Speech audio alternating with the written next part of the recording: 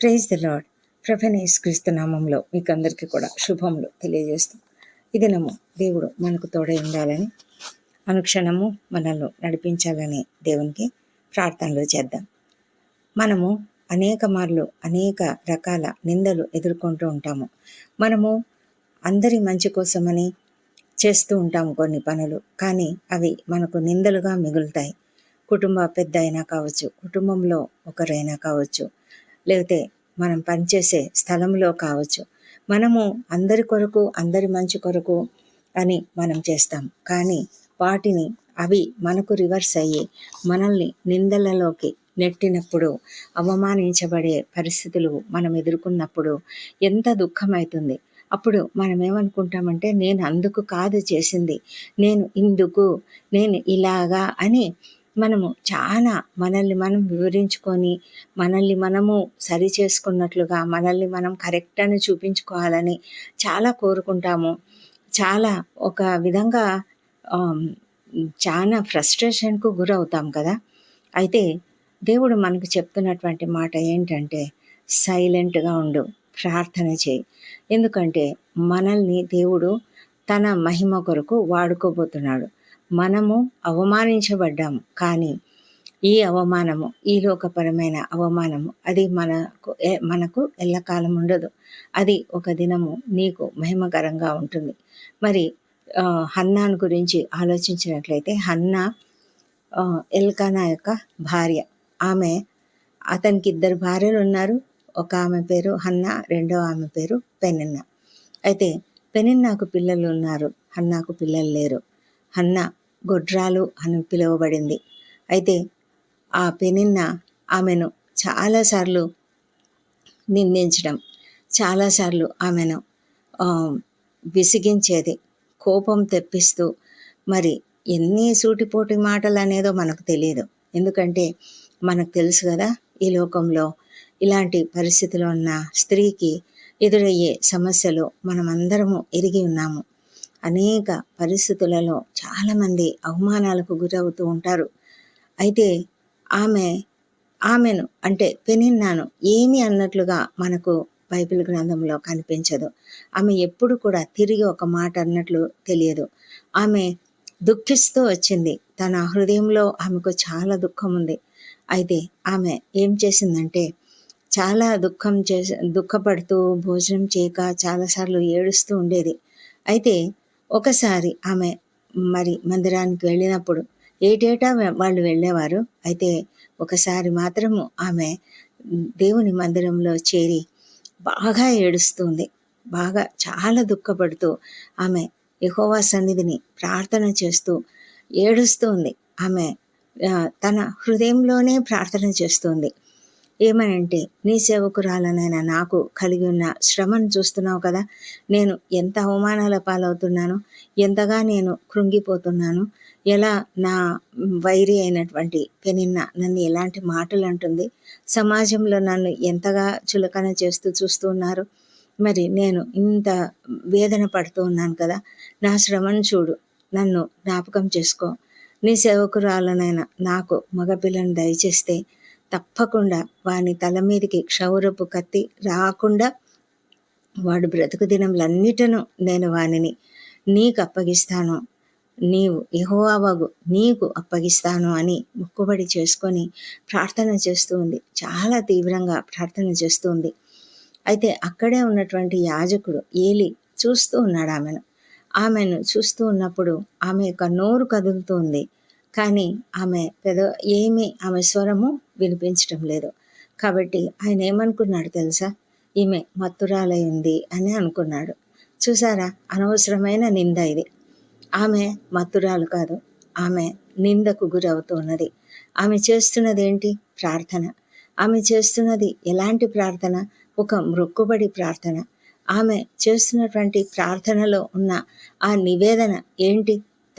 తనకు కుమారుణ్ణి అనుగ్రహిస్తే ఆ కుమారుణ్ణి దేవునికే అప్పగిస్తానని ఆమె ప్రార్థించుకుంటూ ఉంటే, ఆ యాజకుడు ఏమంటున్నాడు? నువ్వు మత్తురాలవై ఉన్నావు అంటున్నాడు. ఆమె ఇంకా కృంగిపోయి ఉంటుంది కదా. అలా అతడు అంటున్నాడు, నీవు ఎంతవరకు మత్తురాలవై ఉంటావు?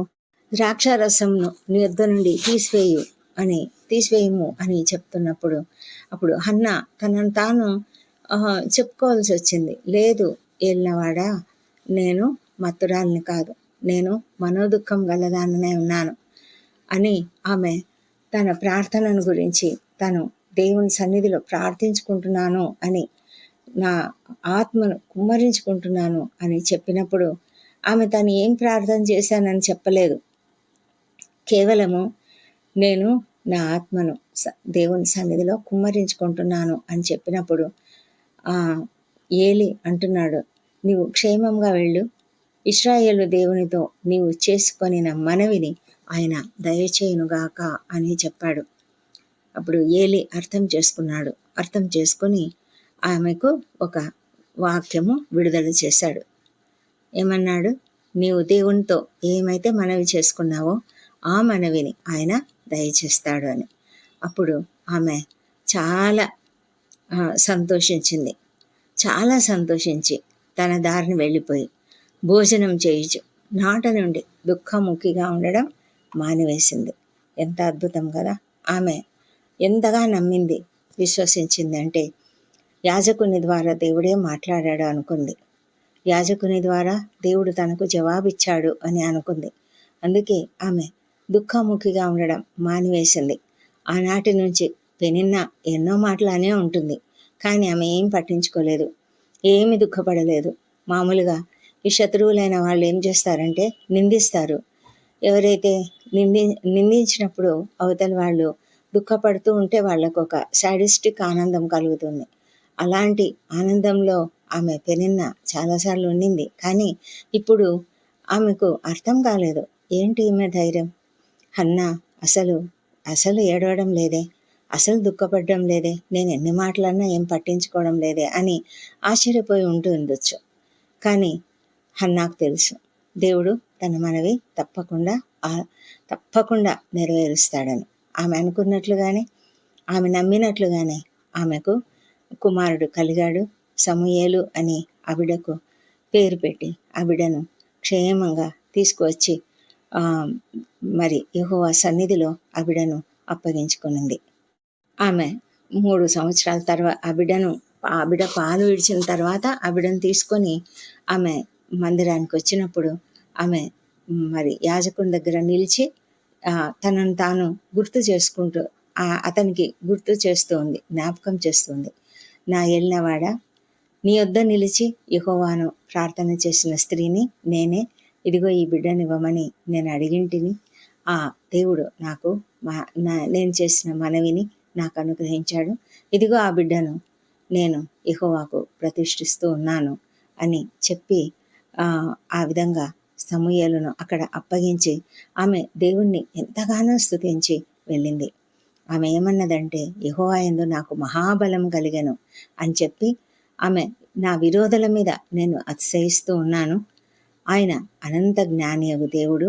ఆయన ఎవరి గర్విష్ఠులను ఆయన అణిచేవాడు, కృంగిన వాడిని లేవనెత్తువాడు, దరిద్రులను అధికారులతో కూర్చుండబెట్టేవాడు అని ఆ విధంగా దేవుని స్తుతించి ఆమె ఇంటికి వెళ్ళింది. ఆ తర్వాత ఆమె దేవునికి తన కుమారుణ్ణి ఇవ్వడం వలన ఆమె ఒక అద్భుతమైన ఇంకొక మేలు పొందుకునింది. ఏంటంటే ఆమెకు తిరిగి కుమారులని అనుగ్రహించాడు దేవుడు. 3 కుమారులను 2 కుమార్తెలను కనినట్లుగా బైబిల్ గ్రంథంలో చదువుతున్నాము. నిజంగా మనం దేవునికి ఇస్తే దేవుడు మనకు ఎంతో అధికంగా మేలులు అనుగ్రహిస్తాడు, దీవెనలు అనుగ్రహిస్తాడు. అంతేకాదు, మన యొక్క నిందలను గురించి దిగులు పడద్దు. మనం నిందలకు గురయ్యామని దాని గురించి మేము వివరించుకోవాలి, నన్ను నేను ప్రూవ్ చేసుకోవాలి అని ఆలోచించకుండా దేవుని సన్నిధిలో ప్రార్థన చేద్దాం. దేవుడు మన యొక్క నిందను ఎంతో ఘనతగా చేస్తాడు. అవమానాన్ని మరి హెచ్చింపజేసే దేవుడు. మనం ఎక్కడ అవమానించబడ్డామో అక్కడే ఘనత చెందినట్లుగా ఆయన చేసే దేవుడు. కాబట్టి మనం దిగులు చెందకుండా, కృంగిపోకుండా దేవుని వైపుకు చూద్దాం. దేవుడు ఈ కృపావార్తను దీవించునుగాక. పరిశుద్ధమైన దేవ, సర్వశక్తిమంతుడా, నీకు వందనములు, స్తోత్రం నాయన. అద్వితీయుడవు, ఆశ్చర్యకరుడవు తండ్రి. మా ప్రభా, మా పట్ల నువ్వు చేసిన గొప్ప మేలులను మేము ఎంతగానో జ్ఞాపకం చేసుకొని నీకు కృతజ్ఞతాస్తుతులు చెల్లిస్తున్నాం. మా తండ్రి దేవ, హన్నా జీవితంలో నీవు చేసిన మేలులను జ్ఞాపకం చేసుకుంటున్నాం. ఆమె మనస్ఫూర్తిగా హృదయపూర్వకంగా తన హృదయాన్ని కుమ్మరించి నీ సన్నిధిలో ప్రార్థించి చేసుకున్న మొక్కుబడిని మీరు ఆలకించి ఆమెకు జవాబిచ్చిన దేవా, నీకు వందనములు. మరి అదేవిధంగా ఈ లోకంలో మేము తండ్రి ఇప్పుడు ఈ ప్రార్థనలో ఏకీభవిస్తున్న ప్రతి ఒక్కరిని కూడా జ్ఞాపకం చేసుకునండి. ఎవరు ఎలాంటి అవమానాలకు గురవుతున్నారో, నిందలకు గురవుతున్నారో వారు తండ్రి తమ యొక్క జీవితంలో మమ్మల్ని మేము ప్రూవ్ చేసుకోవాలి అని ఆలోచనలు, అలాంటి ఆలోచన కాదు, కానీ నీ సన్నిధిలో హృదయాన్ని కుమ్మరించుకొని ప్రార్థించుకొని నీకు సమస్తం అప్పగించుకున్నట్లుగా నీ నీ సన్నిధిలో సమస్తం చెప్పుకున్నట్లుగా వారి హృదయాలను ప్రేరేపించమని వేడుకుంటున్నాం ప్రభా. మా తండ్రి దేవా, అవును తండ్రి, నీ సన్నిధిలో మేము ప్రార్థించినప్పుడు మా ప్రార్థనలు మీరు అంగీకరించి మాకు మా యొక్క అవమానాన్ని తీసివేసే దేవుడు, మమ్మలను మేము ఎక్కడ అవమానించబడ్డామో అక్కడే మీరు మమ్మల్ని ఘనపరిచే దేవుడు. మేము ఎప్పుడైతే నిన్ను ఘనపరుస్తామో మీరు మమ్మల్ని ఘనపరుస్తారు తండ్రి. దీనస్థితిలో ఉన్న మమ్మలను హెచ్చించే దేవుడు అంటున్నారు. మా తండ్రి దేవా, ఎవరు కూడా కృంగిపోయే స్థితిలో ఉండకుండా మీరు లేవనెత్తే దేవుడు అయినటువంటిది అయి ఉండగా తండ్రి, మేము సంతోషంగా నిన్ను ఆరాధించటకు కృప దయచేయండి మా ప్రభా తండ్రి.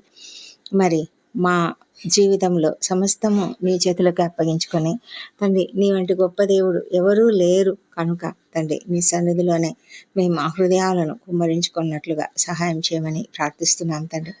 ప్రభానైనా మరి గొడ్రాలిని మీరు అనేకమైన పిల్లలను కనేదిగా చేయగలిగినటువంటి గొప్ప దేవుడు తండ్రి.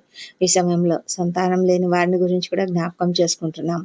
ఎంతమంది సంతానం లేని స్థితిలో అవమానాలకు గురవుతున్నారో వారందరూ కూడా తండ్రి నీ సన్నిధిలో ప్రార్థిస్తూ నీ సన్నిధిలో తమ హృదయాలను కుమ్మరించుకున్నట్లుగా కృప చూపించండి. వారిని మీరు ఆదరించి వారి యొక్క హృదయంలో ఉన్న వాంఛను తప్పకుండా నెరవేర్చమని ప్రార్థిస్తున్నాము. ఆశగల ప్రాణంను తృప్తిపరిచే దేవుడు మీరే. మా తండ్రి, కృప చూపించండి. ఎలాంటి లోపములను సవరించగలిగిన శక్తిమంతుడు మీరు తండ్రి. మా ప్రభా తండ్రి, ప్రతి స్త్రీని ప్రభా, ప్రతి జంటను కూడా మీరు దర్శించండి ప్రభా. వారిలోని లోపములను సవరించండి మా తండ్రి దేవ. మీరు వారికి తప్పకుండా నీ పునరుత్థాన శక్తిని ప్రవేశపెట్టి నీ చక్కటి సంతానమును వారికి అనుగ్రహించమని, సంతోషంను వారికి అనుగ్రహించమని ప్రార్థిస్తున్నాము మా ప్రభా తండ్రి. ఈ సమయంలో ప్రార్థించుకుంటున్నాము. మరి అనేక విషయాలు ఈ ప్రార్థనలు ఏకీభవిస్తున్న వారు ఎంతమంది ఎలాంటి సమస్యలకు గురవుతున్నారో ఆ సమస్యలన్నీ కూడా నీ సన్నిధిలో పెడుతున్నాము. ప్రతి సమస్యను కూడా తీర్చమని ప్రార్థిస్తున్నాము. అప్పుల సమస్య నుంచి విడుదల దయచేయండి, ఆర్థిక సమస్యల నుంచి విడుదల దయచేయండి ప్రభా. నైనా ప్రభా, వివాహ ప్రయత్నం సఫలం చేయమని ప్రార్థిస్తున్నాం. కుటుంబంలో కలతలు తీసివేయమని, సంతోషము సమాధానం అనుగ్రహించమని ప్రార్థిస్తున్నాం ప్రభా. మా తండ్రి, అనారోగ్యంతో వారికి స్వస్థత శీఘ్రంగా అనుగ్రహించండి తండ్రి. ఎంతమంది క్రిటికల్ కండిషన్స్లో ఉంటున్నారో తండ్రి, అలాంటి బిడ్డలను మీరు లేవనెత్తండి. సంపూర్ణమైన ఆరోగ్యం దయచేయండి ప్రభా. ఎంతోమంది నాయన క్యాన్సర్ వ్యాధులతో, కిడ్నీ వ్యాధులతో, లివర్ వ్యాధులతో బాధపడుతున్నారు. దయచేసి నాయన వారికి సంపూర్ణ స్వస్థత అనుగ్రహించమని వేడుకొంచున్నాం తండ్రి. పనిచేయని కిడ్నీలు ఏసునాములో పనిచేయను గాక మా తండ్రి దేవా. ఎంతమంది నాయన మరి గుండె సంబంధిత వ్యాధులతోనూ, బ్రెయిన్ సంబంధిత వ్యాధులతోనూ, మా ప్రభా లంగ్స్లో ప్రాబ్లంతోనూ ఉన్నారు, వారినందరినీ కూడా మీరు శీఘ్రంగా స్వస్థపరచమని ప్రార్థిస్తున్నాము మా ప్రభా తండ్రి. మరి మానసిక రుగ్మతలకు గురైనటువంటి వారికి కూడా విడుదలను దయచేయమని ప్రార్థిస్తున్నాం ప్రభా. రక్షణ లేని ప్రతి ఒక్కరిని కూడా రక్షించండి తండ్రి ప్రభా. నీ సన్నిధి కాంతి వారిపైన ఉదయింపజేసినైనా నిన్ను అంగీకరించి కృపను దయచేయండి. వారి హృదయాలలో మారు మనస్సును అనుగ్రహించండి. వారి మనోనేత్రాలను వెలిగించమని ప్రార్థిస్తున్నాం. నిన్ను తెలుసుకునే కృపను దయచేయమని వేడుకుంటున్నాం ప్రభా. మా తండ్రి దేవా, మరి ఎంతోమంది తండ్రి వ్యసనాలకు గురై ఉంటున్నారు, వారికి కూడా ఏ శ్రమంలో విడుదల కలుగునుగాక ప్రభానైనా. సంపూర్ణమైన నెమ్మదిని వారికి అనుగ్రహించి నీ వైపునకు ఆకర్షించుకోమని ప్రార్థిస్తున్నాం తండ్రి. నీ సేవకులను ఆశ్రయించండి. వారందరూ చేస్తున్న సేవను మీరు అద్భుతంగా మీరు నడిపించండి నాయన. మందిరంలో చక్కగా నిర్మించబడినట్లుగా ఆర్థిక వనరులను ప్రతి ఒక్కరికి దయచేయమని ప్రార్థిస్తున్నాం తండ్రి. ప్రపంచమంతటా శాంతి సమాధానం అనుగ్రహించండి. ముఖ్యంగా యుద్ధ వాతావరణం ఉన్నది మా తండ్రి, దయ ఉంచండి ప్రభా. మరి సమస్తమును మరి శాంతిపరచమని ప్రభా మీరే కనికరించమని వేడుకొంచున్నాము. ముఖ్యంగా ప్రభా ఎంతో గొప్ప దేవుడు మీరు, సర్వోన్నతుడు, సర్వాధికారి అయినటువంటి దేవుడు తండ్రి. మా ప్రభా యుద్ధములను మాన్పువాడవు నీవే మా ప్రభా. యెరూషలేము ఇన్వాల్వ్ అయి ఉంటుండగా మా తండ్రి, మరి ఇజ్రాయెల్ దేశము ఇన్వాల్వ్ అయి ఉంటుండగా ప్రభా మీకు సమస్తం ఎరుగుదురు మా తండ్రి. మీరే కనికరించమని వేడుకొంచున్నాము తండ్రి. ఎంతోమంది అమాయక ప్రజలు మరి తమ ప్రాణాలను కోల్పోతున్నారు, ఆస్తులు కోల్పోతున్నారు ప్రభా, ఆత్మీయులను కోల్పోతున్నారు. ఎంతో దుఃఖకర పరిస్థితులు అక్కడ ఉన్నాయి. మీరే కృప చూపించమని వేడుకొంచున్నాం తండ్రి. ఈ ప్రార్థనలో ఏకీభవిస్తున్నటువంటి వారి బంధు జనాంగం ఎంతమందినైనా ఆ ప్రాంతాలలో ఉన్నారు, వారందరినీ కూడా మీరు జ్ఞాపకం చేసుకోనండి. మా బంధువులు ఉన్నారు తండ్రి, వారిని కూడా జ్ఞాపకం చేసుకొని అందరినీ కూడా క్షేమంగా ఉంచమని ప్రార్థిస్తున్నాము. మా ప్రభా తండ్రి, మా దేశంను దీవించండి, మా దేశం పని పరిశుద్ధాత్మను కుమ్మరించండి నాయన.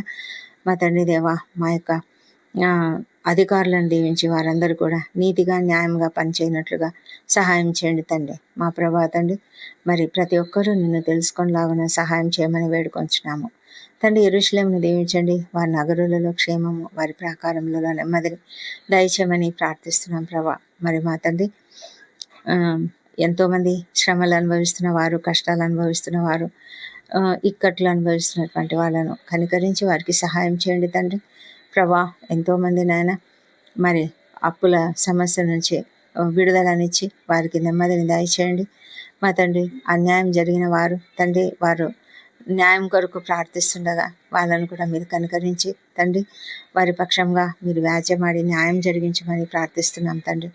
వృద్ధులను, చిన్నారులను మీ సన్నిధిలో జ్ఞాపకం చేసుకొని వారికి కావాల్సిన సహాయం అనుగ్రహించండి. ఒంటరి తల్లులు, ఒంటరి మహిళలను మీరు జ్ఞాపకం చేసుకోమని వేడుకుంటున్నాం.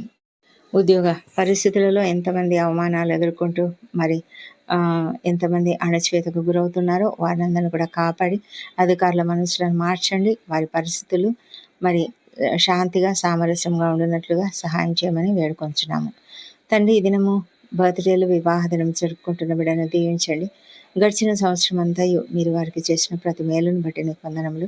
రాబోయే సంవత్సరంలో ఇంకా అధికమైన మేలులను వారికి అనుగ్రహించమని ప్రార్థిస్తున్నాము మా తండ్రి దేవా. వారి పట్ల మీరు మీ యొక్క అధికమైన కృపను కుమ్మరించండి. నీ ముఖ కాంతిని వారిపైన ప్రకాశింపజేసి సంతోషము, సమాధానం అనుగ్రహించి ప్రతి అవసరతను తీర్చమని ప్రార్థిస్తున్నాము మా తండ్రి. ఈ ప్రార్థనలోకి వేసిన ప్రతి ఒక్కరిని కూడా దీవించండి తండ్రి ప్రభా. మా ప్రార్థనలు మీరు అంగీకరించి జవాబులు ఇచ్చినారని నమ్ముతున్నాము. ఈ ప్రార్థనలన్నీ మా ప్రభువును, మా ప్రియ రక్షకుడునైన యేసుక్రీస్తు నామంలో అడిగి పొంది ఉన్నామని నమ్ముతూ నీకు స్తోత్రం చెల్లిస్తున్నాం తండ్రి. Amen, amen.